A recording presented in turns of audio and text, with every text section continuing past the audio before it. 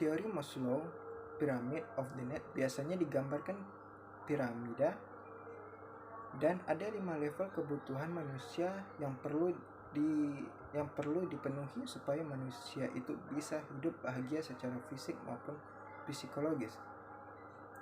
Untuk bisa lanjut ke level yang lebih atas, kalau menurut Maslow, kebutuhan di level bawah itu harus terpenuhi. Kenapa? Karena level-level bawah memang paling dasar untuk bertahan hidup. Kebutuhan paling dasar yaitu kebutuhan tubuh. Yang kedua, kebutuhan keamanan, di mana kita bisa merasa dapat dilindungi. Yang kedua yaitu kebutuhan keamanan, di mana kita bisa merasa dapat dilindungi. Maslow menyebut level pertama dan kedua sebagai kebutuhan dasar. Pada level ketiga yaitu kebutuhan akan cinta dan penerimaan dari orang lain.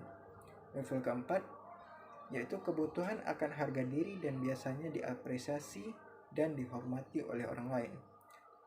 Menurut Maslow, level ketiga dan keempat biasa disebut dengan kebutuhan psikologi terakhir. Pertemuan 13.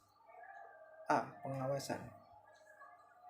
Menurut Dr. M. Manulang, suatu proses yang menetapkan pekerjaan apa yang sudah dilaksanakan, menilainya dan mengoreksi bila perlu dengan maksud supaya pelaksanaan sesuai dengan semua rencana.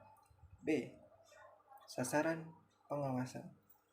Melalui pengawasan pelaksanaan tugas yang telah ditentukan sesuai dengan pola yang telah digariskan dalam rencana, struktur serta hierarki organisasi sesuai dengan pola yang telah ditentukan dalam rencana. Seseorang akan bersungguh-sungguh ditetapkan sesuai dengan bakat, keahlian dan pendidikan serta pengalaman dan keterampilan bawahan yang dilaksanakan secara berencana. Penggunaan alat-alat diusahakan agar sehemat mungkin sistem dan prosedur kerja tidak menyimpang dari garis-garis kebijakan yang telah tercermin dalam rencana. Pembagian tugas, wewenang dan tanggung jawab didasarkan pada pertimbangan yang objektif. Tidak terdapat penyimpangan tidak terdapat penyimpangan dan atau penyelewengan dalam penggunaan kekuasaan, kedudukan maupun keuangan. C. Sifat pengawasan. 1. Menemukan fakta. Pelaksanaan fungsi pengawas harus menemukan fakta tentang bagaimana tugas yang dijalani dalam proses. 2. Mencegah. Proses pengawasan dijalani untuk mencegah timbulnya penyelewengan dari rencana yang telah ditentukan. 3. Masa sekarang.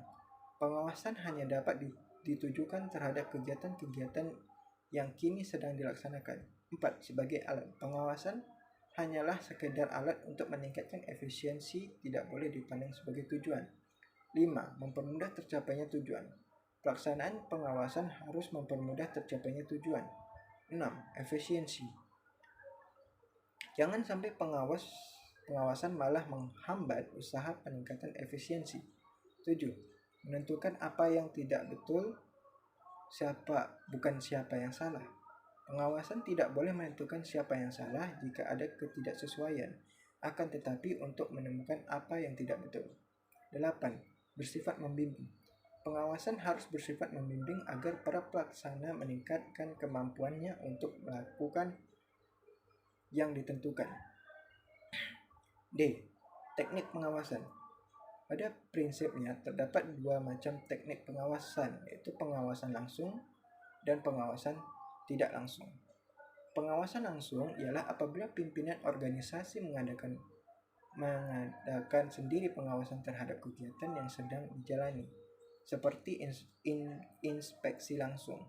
Sedangkan pengawasan tidak langsung ialah pengawasan dari jarak jauh yang dilakukan melalui laporan yang disampaikan oleh para bawahannya, seperti laporan tertulis maupun lisan. Metode pengawasan. 1. Metode observasi langsung. Metode pengamatan langsung oleh pimpinan terhadap pelaksanaan kerja yang sedang dilakukan oleh petugas. 2. Metode statistik. Pengamatan yang dilakukan melalui data yang disusun secara statistik dan grafis. 3. Metode laporan. Pengawasan yang dilakukan setelah diketahui kesalahan atau penyalahgunaan dari laporan yang diterima. F. Fungsi pengawasan. Ada beberapa macam fungsi pengawasan yang baik, antara lain mencegah penyimpangan, memperbaiki kesalahan, menindak penyalahgunaan, mendinamisasikan organisasi dan kegiatan manajemen, mempertebal rasa tanggung jawab, mendidik pelaksana. J. Proses pengawasan. Proses pengawasan terdiri atas beberapa tindakan, antara lain menetapkan dasar pengawasan, meneliti atau menilai hasil yang dicapai, membandingkan hasil pelaksanaan dengan dasar yang telah ditetapkan, memperbaiki penyimpangan dan kesalahan dengan tindakan koreksi. Sekian rangkuman dari mata kuliah Azas Manajemen, semoga bermanfaat untuk teman-teman. Mohon maaf jika ada kesalahan. Terima kasih. Wassalamualaikum warahmatullahi wabarakatuh.